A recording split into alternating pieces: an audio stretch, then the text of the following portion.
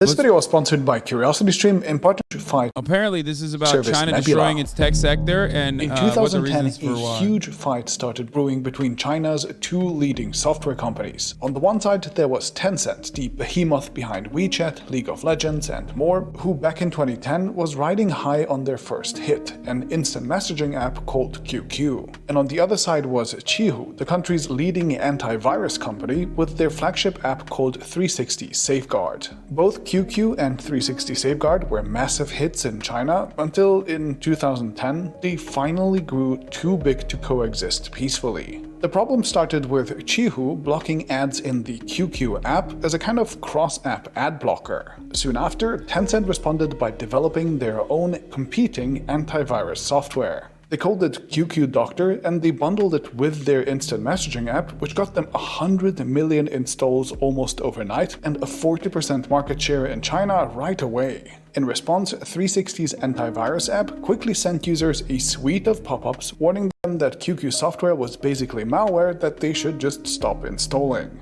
And not to be outdone, Tencent responded by basically blocking QQ from working on anyone's computer with 360 software installed, forcing users to choose either one or the other. Within days, this conflict spiraled out of control, the companies started to sue each other, and they took it all the way up to the Supreme Court of China. But perhaps most surprisingly, the Supreme Court of China didn't actually find either of these companies guilty of monopolistic behavior. Qihoo versus Tencent was the first antitrust case in China's internet economy heard by the Supreme Court, and they decided that not only was the bundling of software and outright blocking of competitors' apps not against antitrust rules, but they even dismissed the idea that these companies had a dominant market position relevant to the proceedings at all. In other words, the Supreme Court took an extremely lenient approach, and that decision set a very clear precedent, making anti-competitive monopolistic behavior the rule rather than the exception. I mean, but wasn't that always the case from the jump? Like, that literally was always the case. Of course, with one exception, which is that, you know, the government kind of controls or has regulatory mechanisms in place to control, you know, both of these companies. Exception in China's internet. So it's literally like, dude, it's basically what I talk about always, which gives you, okay. It basically gives you the fallacy of choice, like the neoliberal freedom, but it's instead of having like both companies operating at the behest of the profit motive, you have both companies giving you the illusion of freedom or the illusion of choice, while simultaneously both of them are still controlled by the government. I would much rather have the government control both of those corporations and allow people to think that there's like some level of choice happening there than 6 oligopoly mega corporations controlling every fucking sector and doing whatever the fuck they want, poisoning the water supply, doing anything and everything to just like increase their profit margins.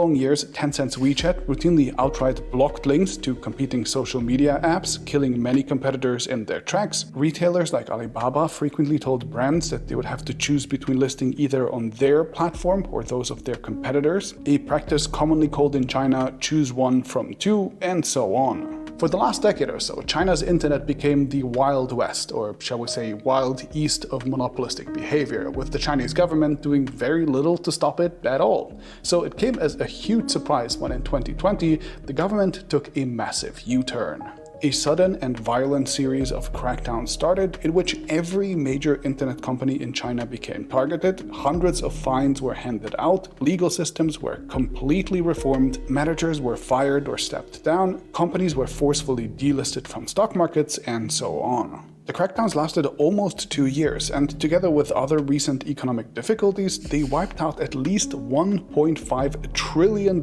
in value from tech companies. That is 4 full Facebook's worth of market capitalization. I mean, 4 Meta's worth, of course. I can't watch the rest of this. I can't. I'm gonna start coming violently. And I feel like that's inappropriate for me to do on camera, okay? he said violent fines were implemented on the tech sector. And I was just like, oh, that sounds so good. What the fuck? I'm gonna come. And after almost 2 full years of brutal crackdowns, everything kind of just recently stopped, almost as abruptly as it started.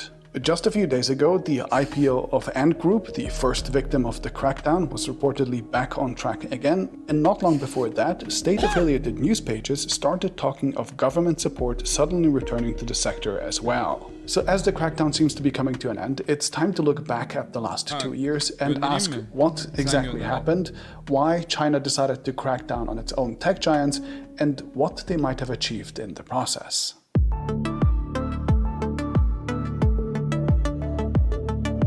The first signs of the crackdown were pretty well publicized across the world, starting with Jack Ma giving a now infamous 2020 speech in Shanghai. In it, he condemned China's financial regulators for holding innovation back by requiring tech companies like his own Ant Group to follow similar risk management strategies as traditional banks when holding money.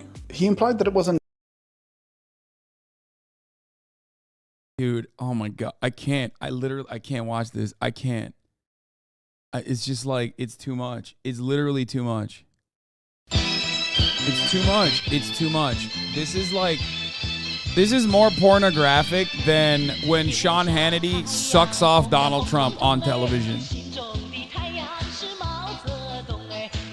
Oh my fucking Lord, dude.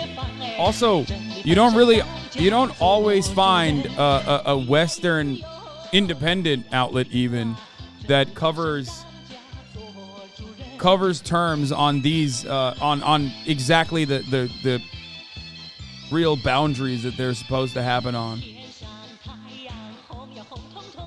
I mean, he's still Western, he's German, but he's still fucking Western, like, you know what I mean? It's just, think about how CNBC covered Jack Ma, where they said, oh, he spoke against the government, so then they disappeared him. He is at the very least like giving you the Wall Street Journal, even in the Wall Street Journal, because they still cover exactly what he said. They're basically, he's basically saying like the reason why is because he was speaking out routinely against Chinese regulation. What those regulations were holding tech companies, tech monopolies that that the Chinese government allowed to exist, basically to. What is this? Most sane anime simp? What the fuck is that? I'm still gonna stop clicking on fucking dumbass links. The same risk management protocols that they subjected traditional banks to. I don't have an issue with that. An outdated idea that fintech companies like his should have to be as careful with money as banks, and that annoying government officials just needed to move out of the way. He must have gotten pretty cocky seeing how he was able to just brush regulators away in the past, but government officials decided that kind of challenging the entire financial system of the country would maybe be one step too far. Jack Ma mysteriously disappeared from public almost overnight after his speech, and when he appeared, he quickly stepped down from almost all of his roles at his companies and the elite business university that he helped found a few years prior as well. His fintech company Ant Group abruptly had its IPO plans cancelled, and his e-commerce business Alibaba soon received an antitrust fine of almost $3 billion. That is the single largest fine of its. Remember what I said? Remember what I said? First of all, imagine if this happened to Elon Musk. Oh my God, I'm going to come only so hard. But remember what I said? Every company is engaging in illicit affairs, but China does pick and choose who they get to, punish if they perceive that company to be a threat. Okay? This is exactly that. They're doing selective enforcement because they recognize that they can go to any of the other fucking billionaires that are party members and say, hey, Chinese prosperity time. Please give us a voluntary donation. And they go, here is $7 billion. Sorry about that. If you don't do that, then, this happens to you. Okay?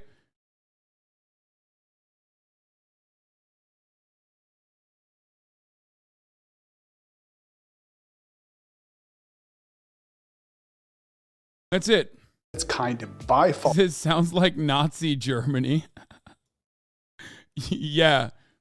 The famously socialist, pro-socialist Nazi Germany, dude.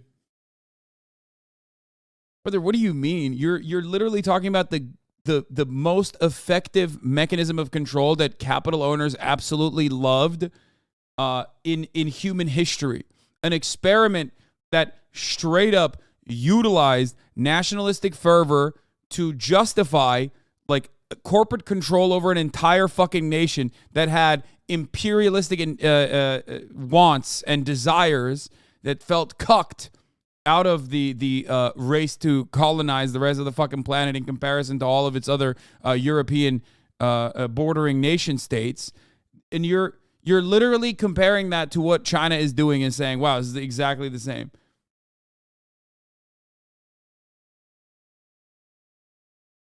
Fascism has always been a mechanism of control for capital owners when push comes to shove.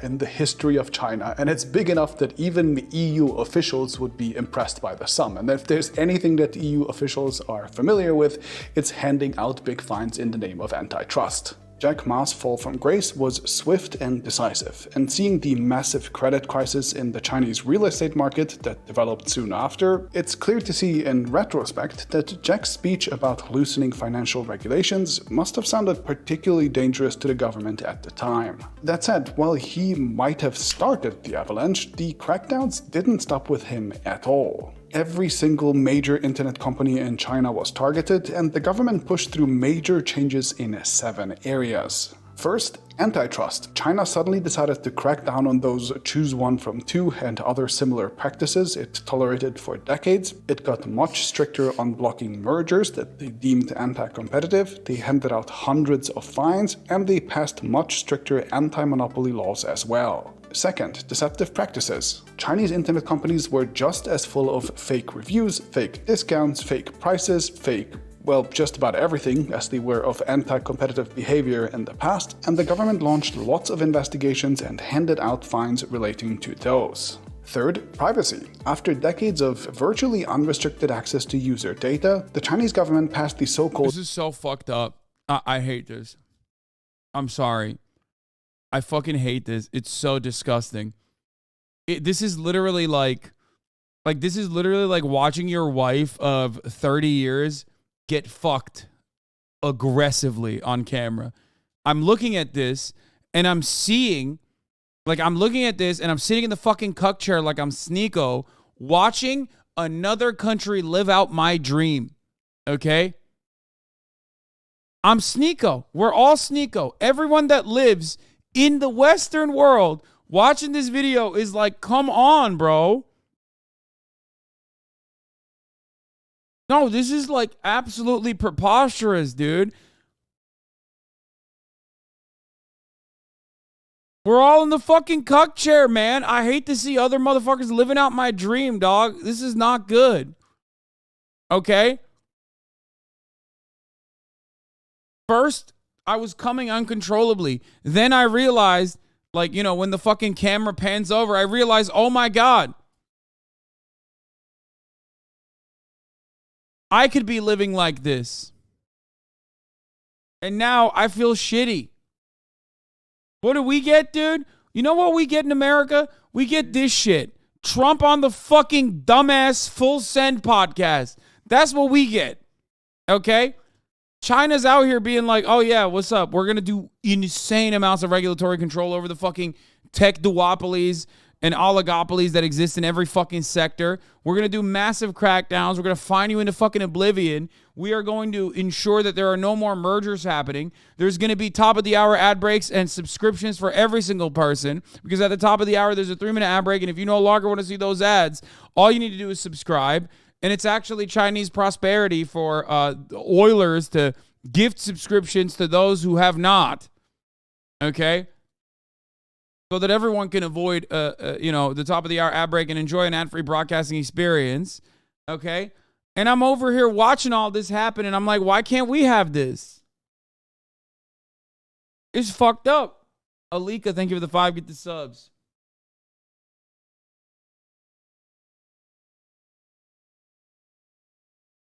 Me, when I realized the bullet train I'm taking between Beijing and Shanghai tomorrow is actually a 2004 Toyota Camry. I have to drive through 14 hours of traffic from Dallas to Houston. Exactly. Preston for the win. Sorry, I'm a potato. Alika and great value Lewis Hamilton. Thank you for the 5 get the subs, allowing 20 people to have Chinese prosperity at the top of the fucking hour. Called Personal Information Protection Law, or PIPL for short, essentially China's own version of the EU's GDPR, which it is partially based on. This meant much stricter privacy laws, and the Kyle Marks and Alienated Quebecois 666. Thank you for the fucking 5 gifted. Bottom G! Bottom G! With the 50 gifted! Top G! government also named and shamed 43 apps for illegal data collection, while even temporarily pulling some violators like TikTok from app stores completely for breaking these laws. That's pretty significant. Of course, in practice, PIPL doesn't restrict government access to user data, but on the private company front at least, it does theoretically make it so that China now has clearer and stricter nationwide privacy laws than the US, for example. Fourth, labor laws. Chinese tech companies were famous for their 996 office culture, asking office employees to work from 9 a.m. to 9 p.m. 6 days a week, with many leaders like Jack Ma not just openly endorsing such systems, but even calling it a blessing. Of course, the problem is that when your official policy is to make people work like 70 hours a week, every week, constantly, that's kind of illegal, even in China. And while the Chinese government in the past decided to not enforce those rules, they suddenly decided that maybe it was time to enforce those rules. Fifth, algorithms. New laws theoretically force companies to disclose to users when they use recommendation algorithms to push content to them, and to allow their users to opt out of being targeted with such algorithmic recommendations. Sixth, financing and governance. In the past, most big Chinese internet companies listed their shares, or at least the shares of their shell companies in the US when they went public, which allowed them to raise money from mature international capital markets. China decided that it no longer liked this, as it wanted to build up its own capital markets at home, so many national champions like Didi, the kind of Uber of China, saw massive investigations and crackdowns after going public in the US, which forced them and many others to withdraw. And not only has China made it clear that it wants companies to list at home going forward, but it also started demanding so-called golden shares in most internet companies like TikTok maker ByteDance or blogging platform Weibo, which would give the government a seat on these companies' boards with the power to veto future decisions. And finally, two problematic industries were singled out and, well, basically utterly crushed. Video games, as these were deemed to be too addictive, and after-school education, as this was seen to be putting way too much pressure on. They went after video games and edtech. Kids in China. No new video games or major updates were allowed to be released for almost an entire year in the country. The government limited playing hours for minors to just 3 dedicated hours a week and mandated that facial recognition. Okay, I disagree with that. That's kind of fucked up. Yeah, that's pretty fucked up, to be honest. Yeah, no, never mind. EdTech is fine. That was good, actually. But the other thing, nope.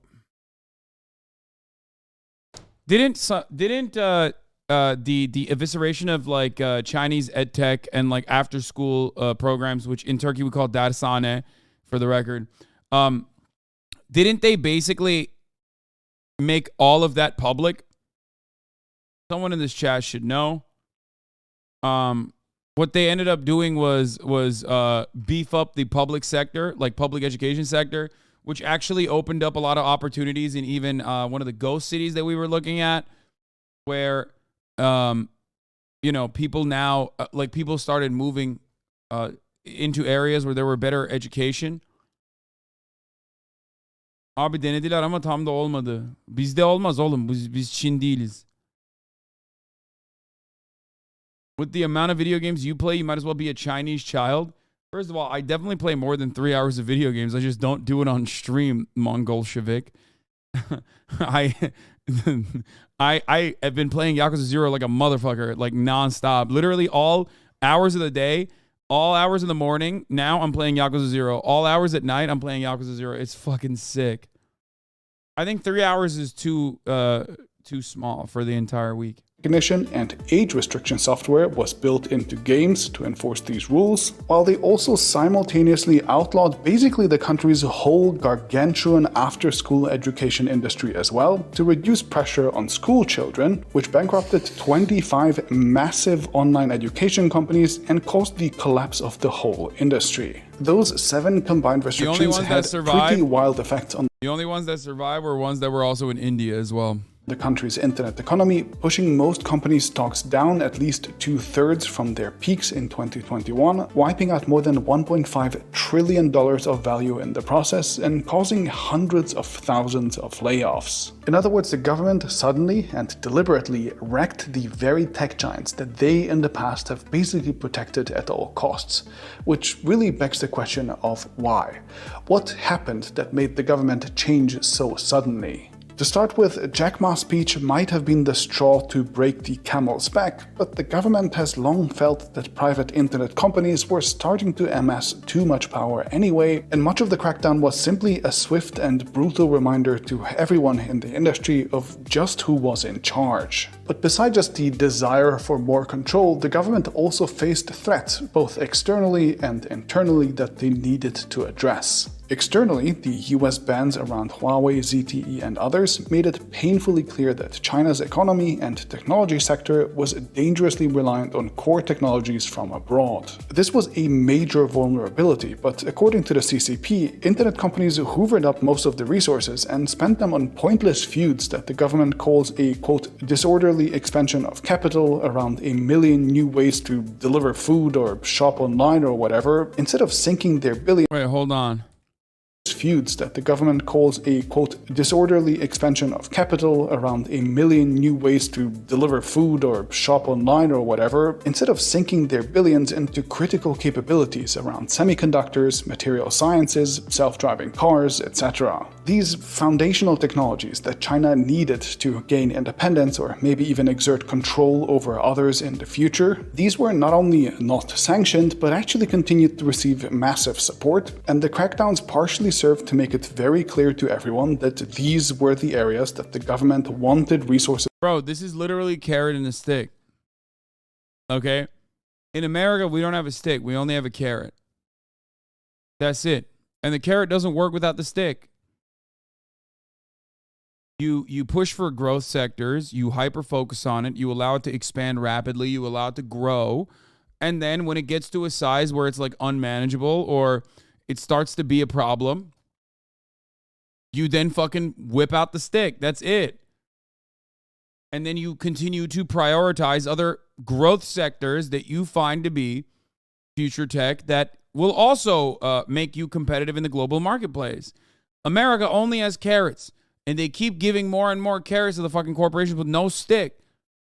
There is no better example of this than like airline companies that engaged in stock buybacks, which used to be illegal back in the day, you know. Wonder how that went away. That got like nothing. They got so much government funding and during COVID and no control whatsoever. And they still did the fucking layoffs. The edtech crackdown can be a mixed bag. They got big because of the lack of high quality public education, which is additionally important in China because of the importance given to education there. Yeah. The Chinese principle behind Chinese cultural attitudes towards education is closer to a meritocracy than anything else. It literally goes. I mean, this is something that they had like fucking 1,000 years ago. That like a peasant could rise from the ranks of peasantry all the way to like nobility if they were plucked away through the educational system with a bunch of different methods of testing and shit. So like they do care about education, and they place a lot of fucking cultural importance on civil service and education. Education is the greatest. The education is the greatest way to engage in upward social mobility, which existed in China even while Western nations were like dying because they didn't know how to fucking wipe their asses and shit. So that part absolutely is a continuation of like the Chinese attitude that has existed for a very long time. This crackdown will be positive only if they rapidly expand their public schooling, which people are happy with. Again, this is not defensive edtech. They're predatory and leeches, but kind of necessary evil. Yeah. Before COVID, the average Chinese family spent 1/3 of its discretionary income on extra education. Yeah.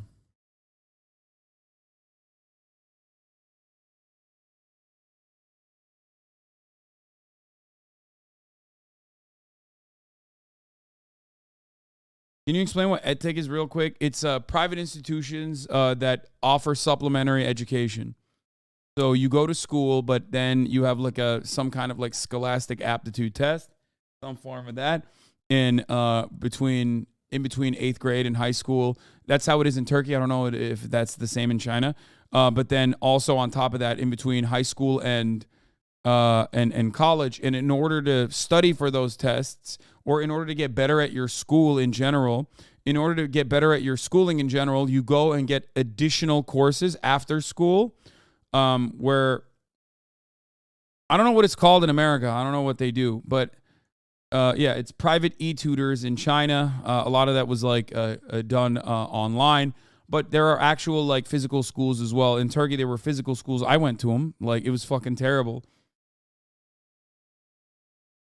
Like cram school in Japan. And because of the value that they place on education, they wanted to level the playing field. The research grants given by the government offer a special fast lane attention for grants, semiconductor, and cybernetic studies. They are speeding up. I know because I applied to many grants in astro research. Topji. So, wish my Kumon Center was nationalized. Oh, okay, that's what it's called. Okay, so my mom is going to be an English teacher at a high-end school in Chongqing, and I feel bad for being afraid for her because I feel slightly bigoted. Wait, why? Why do you feel scared for her? What do you think is going to happen? You think they're going to fucking arrest her or some shit? Like, what the fuck?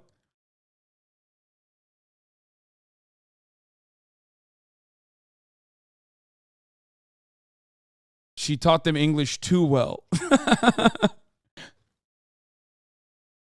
It's basically a ton of additional school. Yes, and it's also additional school that you have to pay a lot of money.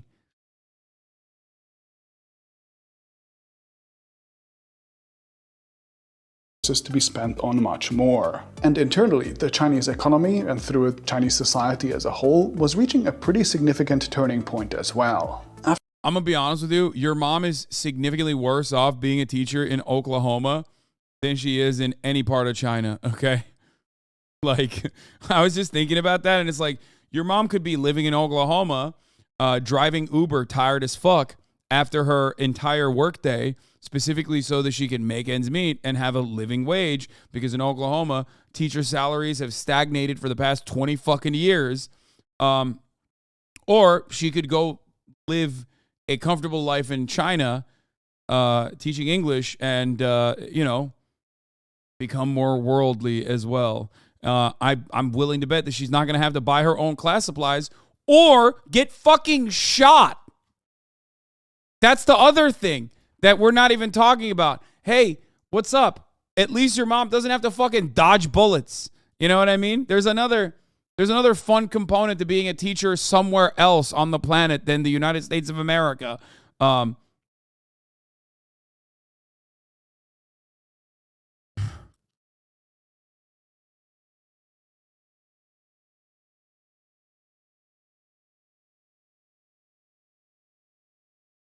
After decades of incredibly fast expansion, the country's growth started to slow dramatically in the last few years. Ignoring the crazy swings around the pandemic, a strong downward trend has become clear for everyone to see, even in the official figures, and with it, the sense of incredible economic progress has disappeared across China's population as well. In this environment, together with all the COVID-related pressures and other problems, citizens started to question what the long working hours, the lack of privacy, the the brutal educational pressure and the ruthless profiteering of companies were for when they themselves no longer saw great leaps in prosperity. Among China's youth, the phenomenon of lying flat has become increasingly popular, where people basically lose faith in hard work paying off at all and simply switch to doing the bare minimum just to get by. Bro, they're quiet quitting in China too.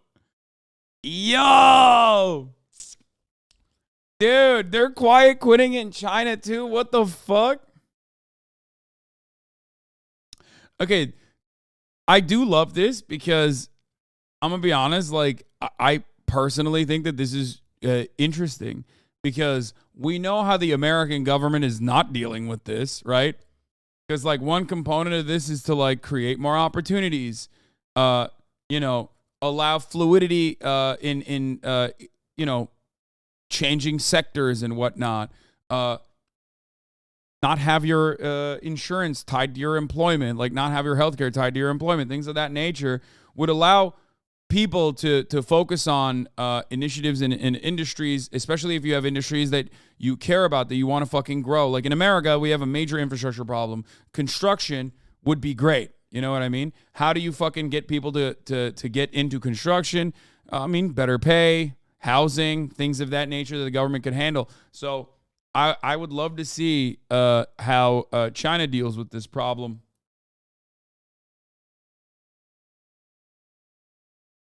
Whereas in the United States, I know how we're not dealing with the problem. We're trying to fucking create like a massive,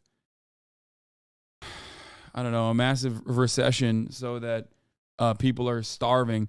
Kevin McCarthy is literally talking about how he wants to tie benefits and entitlements programs to, I'm not even going to call it entitlement, benefits, social safety nets to more work conditions, even though the job availability to the fucking current number of unemployed is identical to has gotten back to pre-pandemic levels, and yet people are still saying, oh, we have so many jobs that are open, but no one wants to fill them.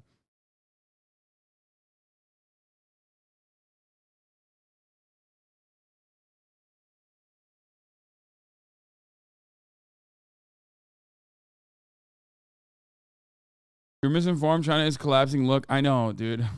China is collapsing every fucking week. I personally have Chinese friends of my own who subscribe to this lying flat idea, and it's just wild to me to see how people suddenly turn from kind of just accepting the hustle and working like crazy to turning their back on it almost completely. When the incredible growth stops, citizens understandably start demanding more of a focus on getting better consumer protections and working conditions, etc. And many of these changes and laws aim to signal to the population loud and clear that that's what the government is focused on now: shorter working hours, less educational pressure, fewer scams online, etc. The government calls this a shift from a high speed to a high quality model for economic growth, and it emphasizes the concept of common prosperity. So that's why I think the government did it, to gain back control, to focus resources on what the government considers to be sensitive, critical technologies, and to further the idea of common prosperity. China seemingly compressed 2 decades of tech regulations into 2 years, so these changes seem exceptionally violent, and I think that is deliberate as they attempt to I'm going to use the term violent. You know what I mean? Like, that seems kind of, this is a strange choice of words, but otherwise this video is fucking, what a banger. I love this. I don't know who this guy is, but holy fuck, he's popping. I think he probably means like aggressive, and it's like an ESL problem. No, I'm not even kidding. I think he literally, I think he's, because the rest of the energy is incredibly pro-China, I would say, in comparison to the rest of the, Western media. So he probably is trying to say it's very aggressive, but like maybe having like a ESL moment. Because I didn't see anything in this fucking entire video where he makes it seem like what China is doing is bad. If anything, he offers genuine context that you rarely ever get from most outlets.